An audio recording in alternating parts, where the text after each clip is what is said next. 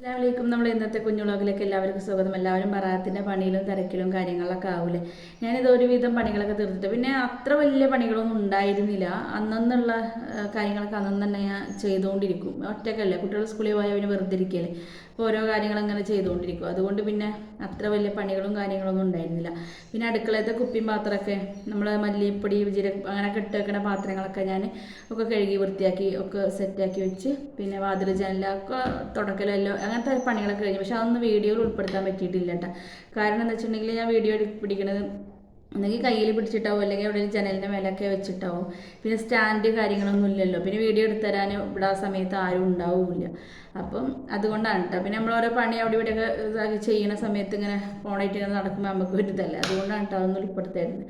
ഇന്ന് ഞാൻ അടുക്കളത്തെ ചുമരൊക്കെ തുറക്കുമ്പോൾ ഒരു ചെറിയൊരു വീഡിയോ എടുത്തിട്ടുണ്ടായിരുന്നു കേട്ടോ.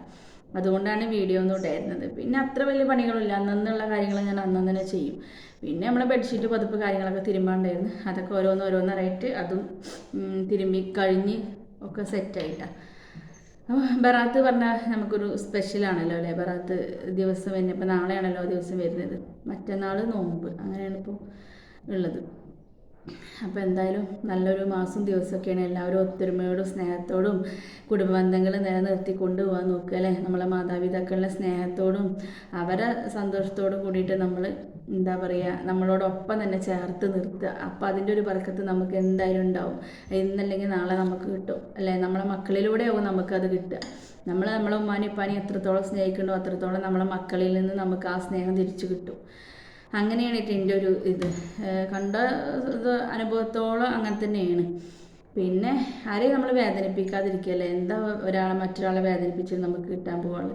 പിന്നെ മറ്റൊരാളുടെ എന്താ പറയുക, മറ്റൊരാൾക്ക് അവകാശപ്പെട്ട ഒന്നും എടുക്കാതിരിക്കാൻ ശ്രമിക്കുക. അത് തട്ടിയെടുത്തിട്ടുണ്ടെങ്കിൽ എവിടെ എത്തൂല. അത് അങ്ങനെ എടുത്തിട്ടുണ്ടെങ്കിൽ തന്നെ ഒരു താൽക്കാലികം മാത്രമാണ്. അത് കഴിഞ്ഞിട്ടുണ്ടെങ്കിൽ അതിൻ്റെ ഫലം നമ്മൾ തന്നെ അനുഭവിക്കേണ്ടി വരും. അതും കൂടിയും പറയട്ടെ. നമ്മുടെ അനുഭവങ്ങളിലൂടെയാണ് ഞാൻ എൻ്റെ ഓരോ കാര്യങ്ങൾ പറഞ്ഞിട്ട്. പിന്നെ ഞാൻ പറഞ്ഞതിലൊക്കെ എന്തെങ്കിലും അപാകതകളൊക്കെ ഉണ്ടാവും. അപ്പോൾ അതൊക്കെ നിങ്ങൾ ഒന്ന് ക്ഷമിക്കണം.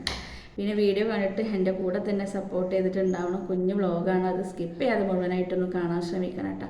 അപ്പോൾ ഇനിയിപ്പോൾ നോമ്പൊക്കെ ആയിട്ടുണ്ടെങ്കിൽ നമ്മൾ അന്ന് ഉണ്ടാക്കുന്ന ഫുഡും കാര്യങ്ങളും അങ്ങനെയൊക്കെ ആയിട്ട് വീഡിയോ ഇടാം കേട്ടോ. പിന്നെ ഞാൻ പറഞ്ഞില്ലേ, ഇവിടെ കുക്കിങ്ങിൻ്റെ വീഡിയോ ഇടാമെന്ന് വിചാരിച്ചിട്ടുണ്ടെങ്കിൽ നമ്മളിപ്പോൾ ഞാൻ സത്യം പറയാലോ, ഇന്ന് കറി വെച്ചാൽ നാളെ കറി വെക്കൂലട്ടോ. കാരണം എന്താ വെച്ചാൽ ഞങ്ങളാകെ 3 ആളുകൾ, 2 ചെറിയ കുട്ടികളും ഞാനും മാത്രമേ ഉള്ളൂ. അപ്പോൾ ഞങ്ങൾ അങ്ങനെ അഡ്ജസ്റ്റ് ചെയ്തിട്ട് വെറുതെ നാശാക്കി കളഞ്ഞിട്ട് കാര്യമില്ലല്ലോ. അപ്പോൾ ഇന്ന് വെച്ചാൽ നാളെ വെക്കൂല കറി.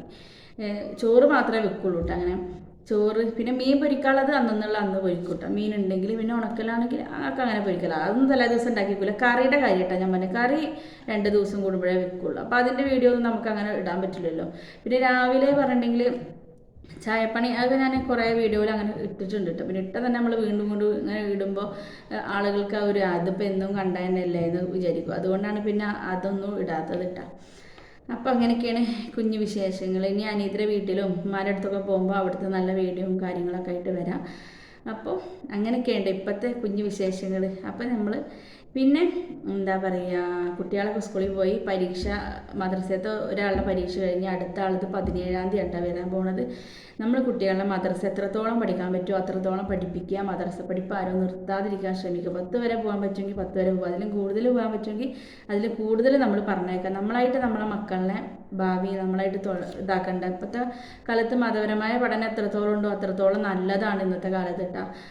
അതിൻ്റെ ഇല്ലാത്തതിൻ്റെ ഒരു കുറവ് ഇപ്പോൾ നന്നായി നടന്നുകൊണ്ടിരിക്കുന്നുണ്ട്. രക്തബന്ധങ്ങളെ തിരിച്ചറിയണില്ല. അതുകൊണ്ട് അതൊന്നും ആരും, ചില കുട്ടികളിപ്പോൾ ഒരു 6, 7 എത്തിയെങ്കിലും ഉമ്മമാരെന്നെ അവരോട് പറയണം ഞാൻ കേട്ടിട്ടുണ്ട് കേട്ടോ. ഇനി മതി പഠിച്ചത്, ഇപ്പോൾ 6 വരെ പഠിച്ചല്ലോ, എല്ലാം തികഞ്ഞെന്ന് മട്ടിലാവും അവർ മക്കളോട് പറയും. മക്കൾക്കും അതൊരു ഇതാണ്. അപ്പോൾ അങ്ങനെയൊന്നും ആരും ചെയ്യാതിരിക്കുക. നമ്മളായിട്ട് നമ്മളെ മക്കളെ തെറ്റുകളിലേക്ക് കൊണ്ടെത്തിക്കാതിരിക്കട്ടെ. അപ്പോൾ ഇന്നത്തെ വീഡിയോയിൽ ഇതും കൂടി പറയണമെന്ന് തോന്നിയോണ്ടാണ് പറയണത്. അപ്പോൾ എല്ലാവരും സ്കിപ്പ് ചെയ്യാതെ മുഴുവനായിട്ട് വീഡിയോ കാണാൻ ശ്രമിക്കുക. അപ്പോൾ എല്ലാവർക്കും അസ്സലാമു അലൈക്കും.